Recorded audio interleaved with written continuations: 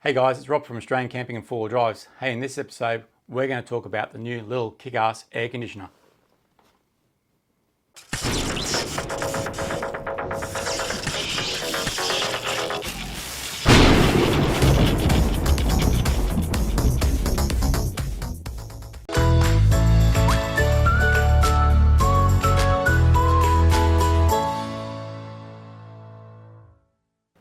Hey guys, it's Rob from Australian Camping and 4-Wheel Drives. Hey, look, we're not off camping at the moment. We are here at home and there's a good reason for it.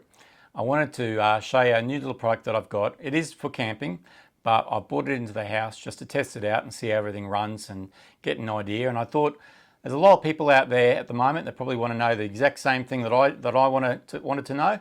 I thought I'd try and share some of that information with you tonight as well. Hey, so behind me here, I've got the little Kickass 400-watt air conditioner. So I thought I'd have a little chat about it and give you some ideas. Happy to answer questions and all that type of stuff if you want to ask them down in the comments as well. So I thought I'd go through and explain some of the bits and pieces that they come with as well. So let's have a look at the air conditioner first, shall we? So first of all, just hop out of the light.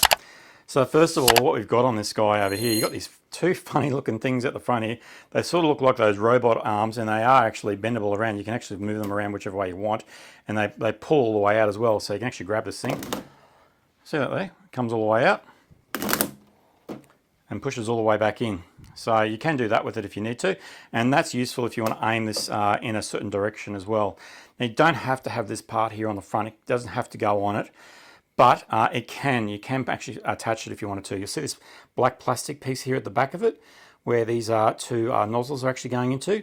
These actually twist into this part in here first of all, and then you'll see just down the side over here, see on either side over there, got little screw holes, and so you push this piece up on top of the front of it here, and you'll get your little screwdriver. Now they do come with a screwdriver, by the way, guys.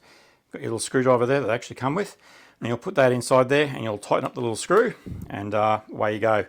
So that's if you want to use this part. You don't have to, but it is optional as well. Hey, the other part you're going to need to do are the legs. Now, same thing, you're going to need your little trusty screwdriver here as well, and you'll see you've got 4 legs sitting here. So they come outwards on this angle, guys, and they actually get bolted up underneath, and there's a little, they look like a bronze colored type screw that actually gets bolted up underneath and allows you to attach it into the air conditioner itself.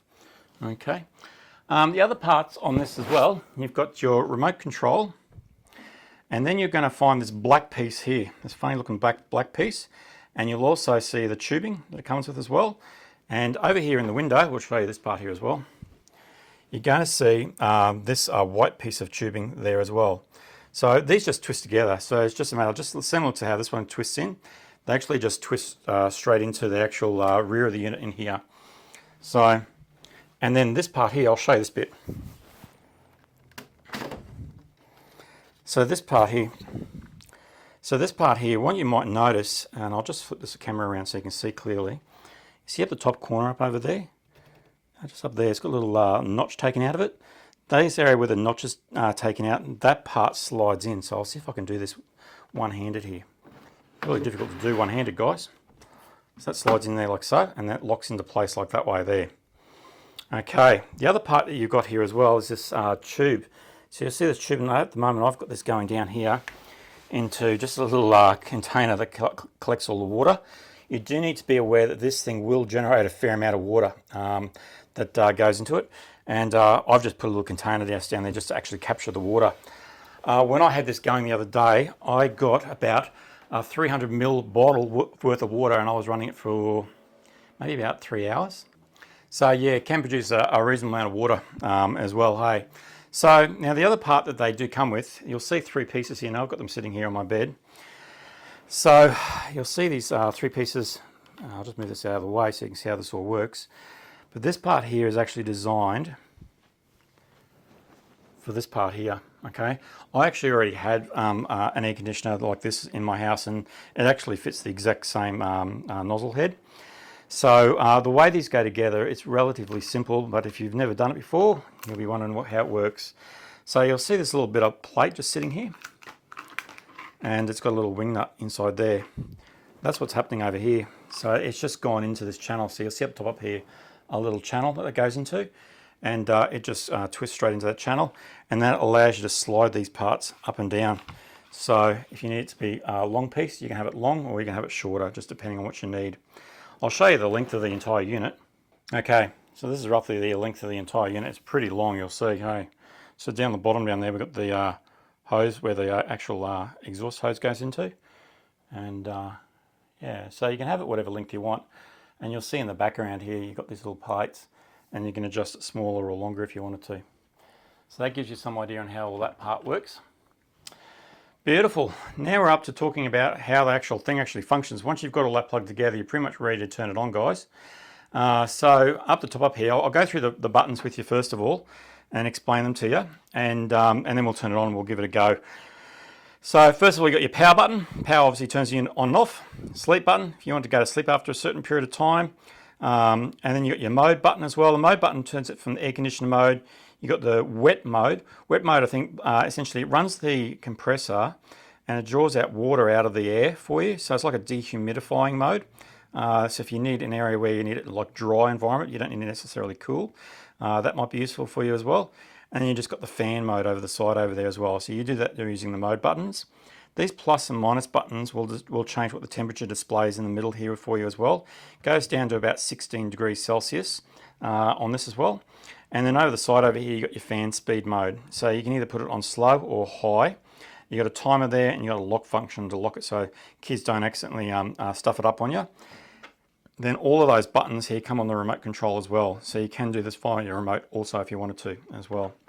One thing I have got here as well, I've got a little watt meter that I find quite useful. So I should show you how that one works as well. So we're going to turn this on, and we'll give you an idea of the power it's drawing here as well. So to turn it on, essentially just hit your power button. Hear it kicking in.